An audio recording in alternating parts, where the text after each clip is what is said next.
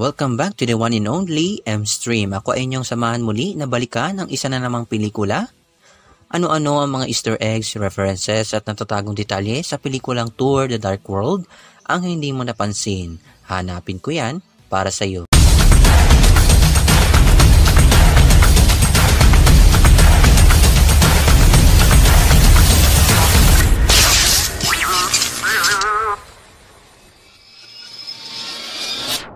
Before we begin, you can comment down below to join in my custom shoutout. Nagsimula ang pelikula sa isang kasaysayan sa taong 2988 BC. Makikilala natin dito si Malekith, ang pinuno ng mga Dark Elves. Nariyan ang lolo ni Thor na si Bor. Si Bor ang nagtago ng Ether or Reality Stone gamit ang Bifrost. Nagbabalik muli si Loki at siya ay hahatulan ng pagkakakulong matapos ang ginawa niya sa pelikulang The Avengers.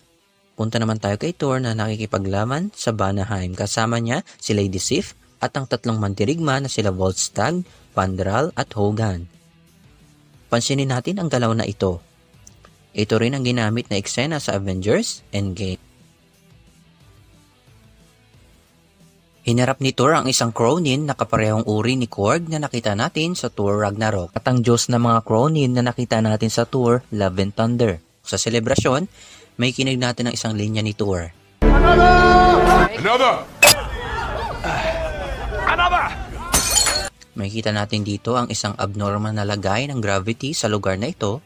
Ito rin ang sanhi kung bakit may bigla na lang nagdalaho at lumalabas sa ibang lugar. Ang pelikulang Thor the Dark World ay ipinakita sa atin ang isa pang Infinity Stone at ito ang Reality Stone na malaki ang gampanin sa Thor Ragnarok at Avengers Endgame. Matapos madiskubre ni Jane Foster ang Ether, bigla itong pumasok sa kanyang katawan. Ang pagkakadiskubre sa Reality Stone ay naging dahilan ng pagbabalik ni Malekith at ang kanyang mga tauhan sa Svartalfheim. Nang ibig sabihin ay tahanan ng mga Dark Elves sa Norse mythology.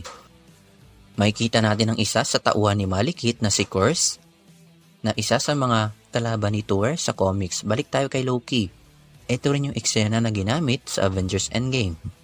Matapos masaksak ni Malekith si Frigga, binigyan siya ng Asgardian funeral. Ang musika na ginamit dito ay ginamit rin sa Thor Ragnarok.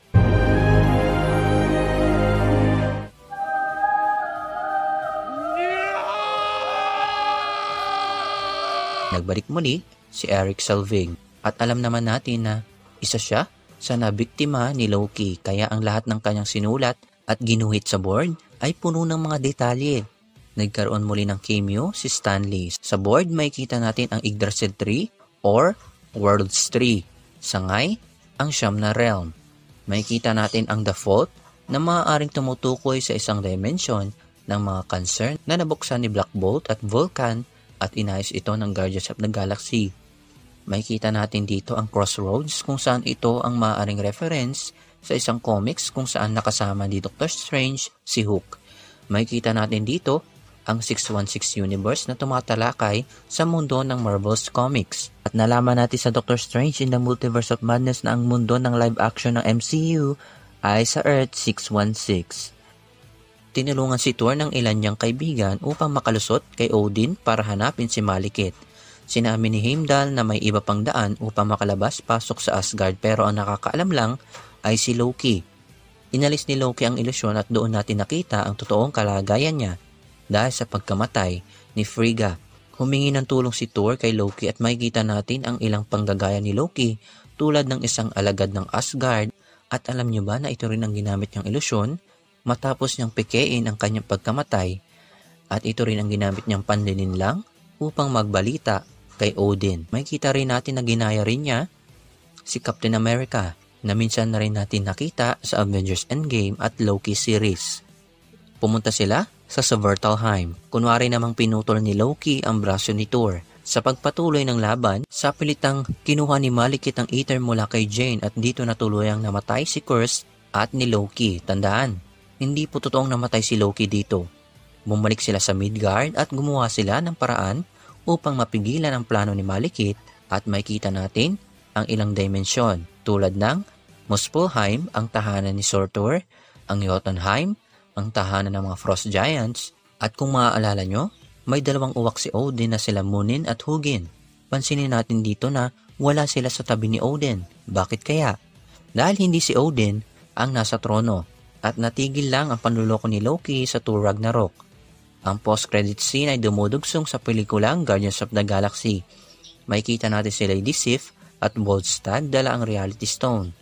At ibinigay nila ito sa The Collector na si Tanneler Tivan. At yan ang lahat ng aking nakita at nahinuha sa aking pagbabalik tanaw sa pelikulang ito. Kung nagustuhan mo man ang video na ito, don't forget to leave a like, hit that subscribe button, smash that bell. See you on the next one. See you in hell, monster. No!